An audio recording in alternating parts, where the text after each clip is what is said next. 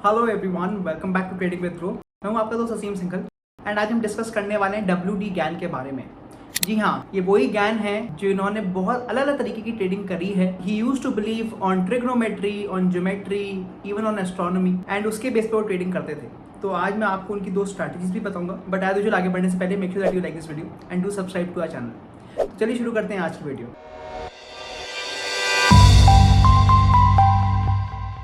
तो WD ज्ञान एक काफ़ी लेजेंडरी ट्रेडर माने जाते हैं बिकॉज उनकी जो ट्रेडिंग करने के तरीके थे वो बहुत डिफरेंट थे। यूजुअली लोग मार्केट्स में प्राइस एक्शन को पढ़ते हैं या फिर कोई इंडिकेटर्स को लगाते हैं, but he used to believe in new ideas और वो एंगल्स और नंबर्स पे काफ़ी भरोसा रखते हैं। तो आज हम यही देखेंगे कि उनके क्या स्ट्रैटेजीज थी and how do they work. तो हम कुछ एग्जाम्पल्स भी देखेंगे कि क्या वो एक्चुअल स्ट्रैटेजीज आज भी काम कर रही हैं कि नहीं। तो चलिए शुरू करते हैं getting more details about WD ज्ञान। तो जैसे मैंने बोला, ये जो आज मैं आपको बताने वाला हूँ story of WD Gann, and he is considered one of the most fascinating as well as mysterious traders because उनकी जो ट्रेडिंग थी बहुत अलग तरीके थी। जैसे मैंने अभी आपको शुरुआत में बताया था, ही believed in mathematics, geometry, astrology और उन सबके यूज़ को इन सबको मिक्स करके अपनी ट्रेडिंग स्ट्रैटेजी बनाते थे। उन्होंने ये क्लेम किया था कि he has made millions of dollars. अब मैं इसको वर्ड क्लेम कह रहा हूँ because there are lot of people who don't believe in to this. And जो उनके मेथड्स थे वो geometry, time cycles, angles, astrology, इन सब पर बेस्ड थे। तो आज हम 2 स्ट्रैटेजी भी देखेंगे। तो जो पहली स्ट्रैटेजी है that was his favourite strategy, वो है गैन फैन या फिर जो गैन एंगल्स के बेस पे थी। So what is a Gann fan? Gann fan एक टेक्निकल एनालिसिस टूल बन गया है जो हमारे को बड़े इंपॉर्टेंट सपोर्ट और रेजिस्टेंस लेवल्स को बता सकता है।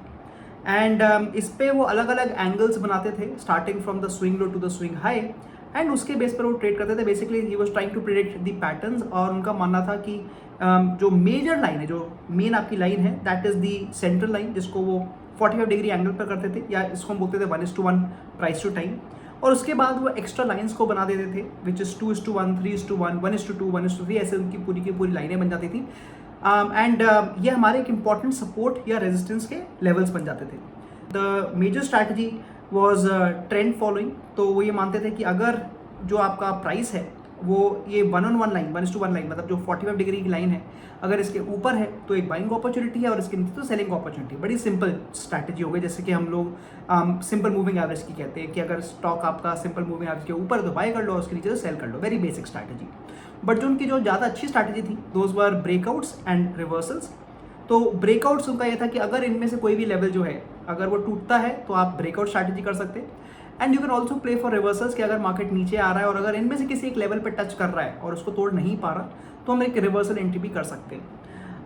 यहाँ पर मैंने कुछ प्रोज एंड कॉन्स भी लिखे हैं कि ये जो सपोर्ट रेजिस्टेंस है इनका बड़ा अच्छा तरीका था ढूंढने का, और हमारे को चार्ट पे बड़े क्लियरली दिख जाते थे कि क्योंकि अभी मैं आपको दिखाऊंगा भी, तो हमारे को बहुत अलग अलग लेवल्स मिल जाते थे सपोर्ट रेजिस्टेंस के, एंड ये एंगल्स पे होते थे। जनरली जब हम सपोर्ट रेजिस्टेंस बनाते हैं तो हम एक हॉरिजॉन्टल लाइंस बनाते हैं, बट इस केस में आपको एक पर्टिकुलर एंगल पे भी सपोर्ट रेजिस्टेंस मिल जाता था।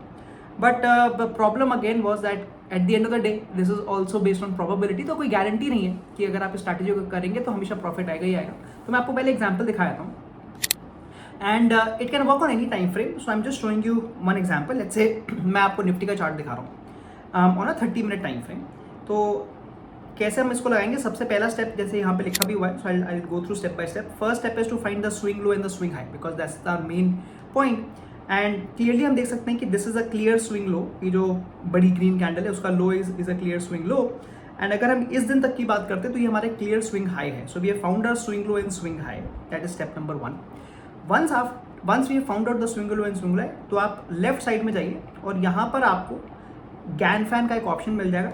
वी विल क्लिक दैट और हम स्विंग लो से लेके स्विंग हाई तक हम एक लाइन बनाने की कोशिश करेंगे, एंड हमारी यहाँ पर अब एक लाइन बन चुकी है। So this is our main Gann fan.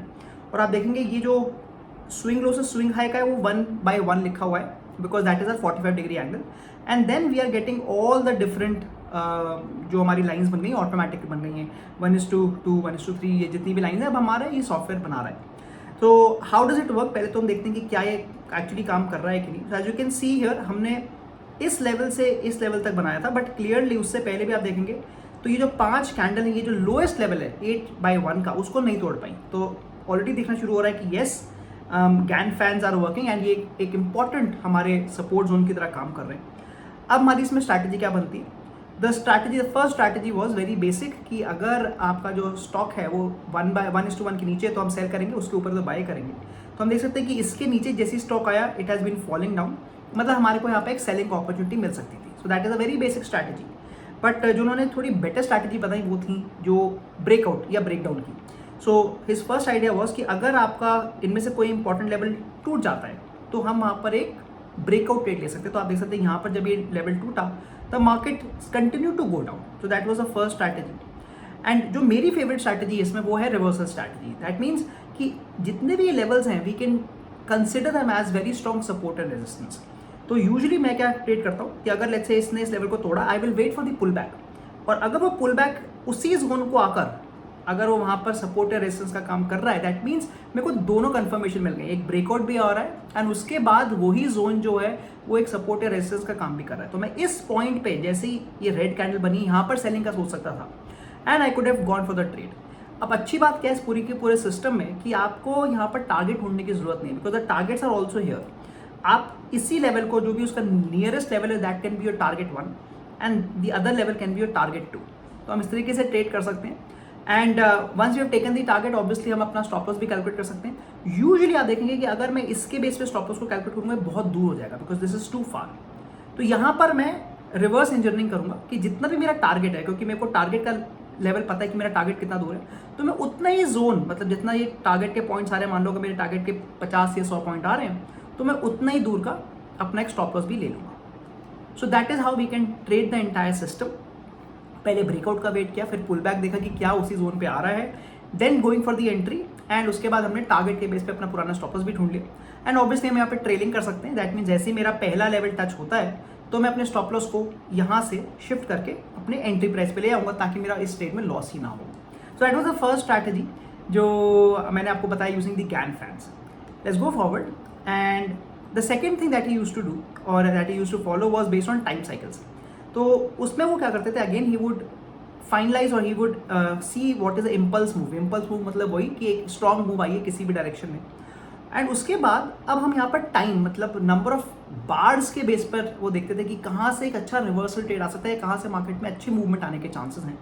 And for him those important zones और इंपॉर्टेंट टाइम साइकिल्स वर 144, 225, 52, 90, 26। कुछ लोग यहाँ पे 45 भी ऐड कर देते हैं, but these were is important times या फिर नंबर ऑफ बार्स। तो मैं आपको इसका एग्जाम्पल दिखाया था। So let's take the example of Bank Nifty, and again let's first try to find out an important move. तो हम यहाँ पे clearly देख सकते हैं that the market has moved significantly from here, तो हम यहाँ पर time cycles को लगाने की कोशिश करेंगे या फिर थोड़ा सा पीछे से शुरू कर लेते हैं। So let us say we see that the markets have moved significantly from this swing high to this swing low.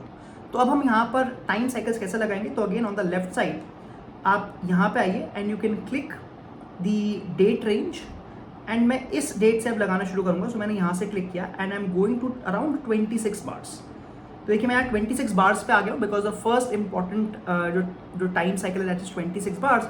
और अब देखेंगे exactly from this 26 bars market continue to fall, मतलब एक स्ट्रॉन्ग रिवर्सल बिकॉज मार्केट ऊपर आया था, reversal आया था, but at 26 bar it again started to fall. So that is my first important time cycle.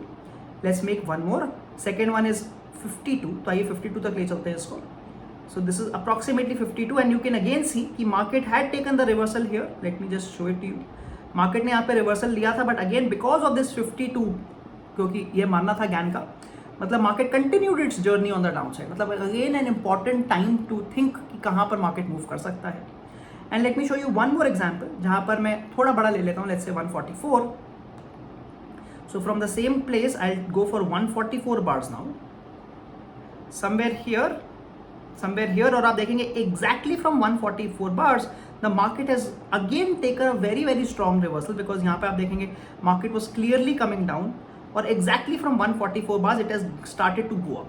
तो हम ये देख सकते हैं कि हाँ जितने भी अलग अलग आइडियाज़ हैं अभी भी मार्केट में काम कर रहे हैं, इनफैक्ट बहुत अच्छे से काम कर रहे हैं, जहाँ पर हमारे को रिवर्सल्स बताने में हेल्प कर रहे हैं। तो ये कुछ ही एग्जाम्पल थे गैन के, बिकॉज उन्होंने तो बहुत सारे अलग अलग आइडियाज बनाए थे, जहाँ पे उनका स्क्वायर ऑफ 9 भी बहुत सारा पॉपुलर है। आज हमने केवल 2 आपको आइडिया बताए, तो जहाँ पर मैंने आपको दिखाया कि कैसे वो गैन फैंस या गैन एंगल्स को यूज करते थे to find support and resistance, और कैसे वो टाइम साइकिल्स को यूज करते थे, जहाँ पर वो प्राइस और टाइम को साथ में मर्ज करके देखने की कोशिश करते थे कहाँ से मार्केट के एक अच्छे रिवर्सल या मूवमेंट के चांस रहते हैं। अगर आपको आज की वीडियो पसंद आई, make sure that you smash that like button, do subscribe to our channel.